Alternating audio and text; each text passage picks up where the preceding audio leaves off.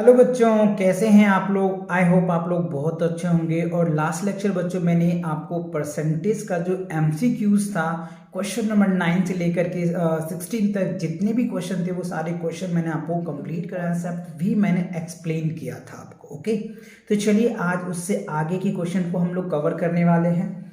तो question number 17 आप देख पा रहे होंगे कि क्या कह रहा है। If 35% of a number added to 39 is the number itself, the numbers is, तो वो नंबर्स क्या होगा। तो देखो बच्चों, जो नंबर्स हमें दिया रहता है ना, राइट, जो हमें निकालना होता है, राइट, तो उसे हमें लेट कर लेते हैं। तो हमें नंबर्स बताना है, तो हम यहां पे लिख सकते हैं let the number be x. तो हमें ये नंबर पता नहीं, तो नंबर हम लोग मान लेते हैं, वो नंबर क्या है, एक्स है। ठीक है, तो कह रहे हैं अ नंबर इज एडेड, उस नंबर में ऐड किया जाता है, right, A T Q. According two questions में कह रहा है कि जो नंबर्स है आप उसमें ऐड कर दो, कितना, 39। तो ये क्या बन जाएगा आपका, वो नंबर्स आ जाएगा। ये क्या होगा आपका, न्यू नंबर्स आ जाएगा। ठीक है, और यही हमें बताना है। ठीक है, यही नंबर्स बताना। तो चलिए, ये बात आपको क्लियर हो गया। अच्छा, अब आइए, प्रश्न में कह रहा है कि 35% निकालना है। क्या निकालना है, 35% उस नंबर का निकालना है।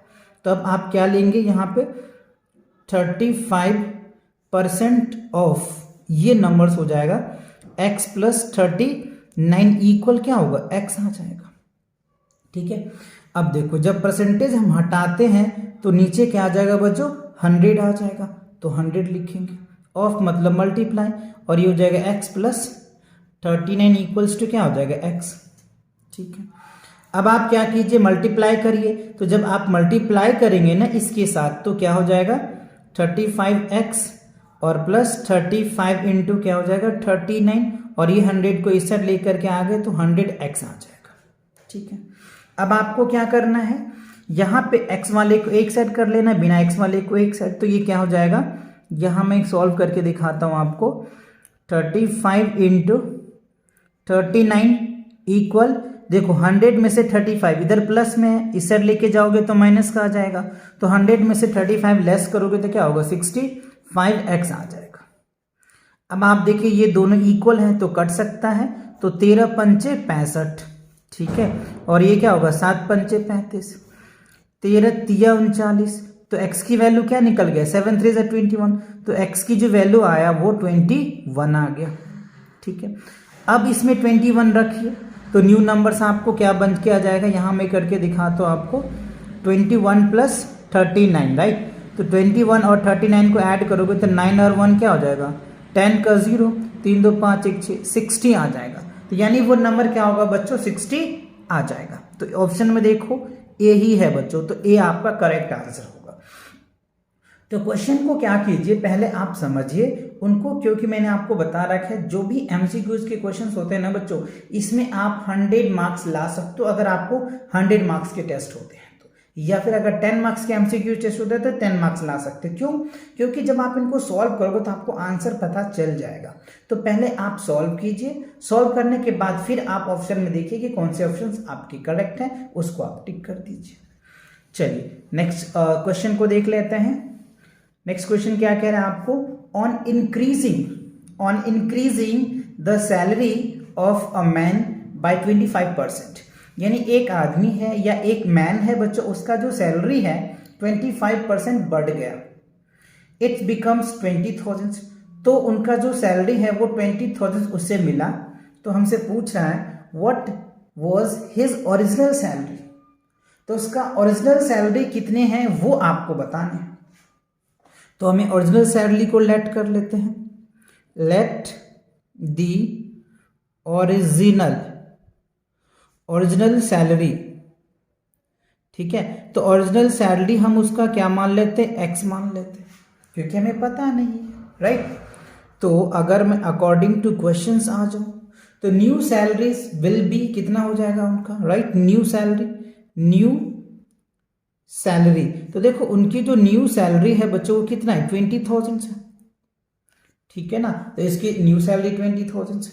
अच्छा, नाउ नाउ क्या हो जाएगा बच्चों 25%, यानी आपको x प्लस क्या हो जाएगा 25% ऑफ x इक्वल क्या होगा 20,000। ठीक है, तो x प्लस 25% है, तो जब परसेंट को हटाते हैं तो नीचे 100 आता है। ठीक है, किसका ऑफ x, ऑफ मतलब मल्टीप्लाई 20,000। ठीक है, अब देखो इसका एलसीएम लोगे तो क्या होगा 100, 1 को और 100 को एलसीएम लोगे तो 100 ही आएगा, राइट। और 1 से 100 को डिवाइड करोगे तो 100 आएगा, तो यानी 100x प्लस 25x अपॉन क्या होगा 100 इक्वल 20,000। ठीक है, अच्छा अब आप इसको क्या कीजिए, क्रॉस मल्टीप्लाई इससे इसको, इससे इसको, तो क्या हो जाएगा आपका 125x इक्वल्स टू 20,000 इंटू 100। ठीक है, अब x इक्वल्स टू क्या हो जाएगा आपका 20,000 इंटू 100 अपॉन क्या होगा 125।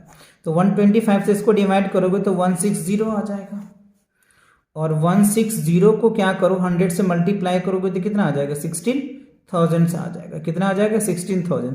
तो उसका जो ओरिजिनल सैलरी है ना बच्चों वो कितना आ रहा है 16,000 आ रहा है, यानी पहले उनकी सैलरी 16,000 होगी और 20% उनकी सैलरी बढ़ गया तो उसका सैलरी 20,000 मिला, यानी उनकी 4,000 का सैलरी में बढ़ोतरी हुई। आप ऐसे समझ लीजिए।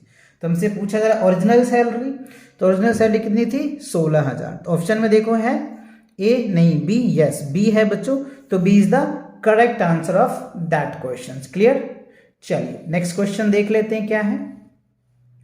नेक्स्ट क्वेश्चन में कह रहा है बच्चों रोहित स्कोर 80 मार्क्स, 180 मार्क्स है ना, Rohit score 180 marks in the first test. ठीक है, रोहित जो है पहले टेस्ट में उन्होंने 180 मार्क्स लाया, एंड दूसरा जो टेस्ट हुआ ना बच्चों उसमें 150 मार्क्स लाए इन द सेकेंड टेस्ट। ठीक है, the maximum marks in each test is 200, और उनके जो टेस्ट हुआ था बच्चों वो 200 में हुआ था। ठीक है, so what is the decrease his performance in percentage points. तो उनकी जो परफॉर्मेंस थे परसेंटेज में कितने डिक्रीज हुआ वो हमें पूछना है। 20% हुआ, 15% हुआ, 25% हुआ या 23% हुआ। तो हमें एक एक पहले फर्स्ट टर्म टेस्ट का हमें परसेंटेज निकालना पड़ेगा, सेकेंड टर्म टेस्ट का हमें परसेंटेज निकालना पड़ेगा, फिर उसे डिक्रीज यानी माइनस करना पड़ेगा, फिर हमें पता चल जाएगा।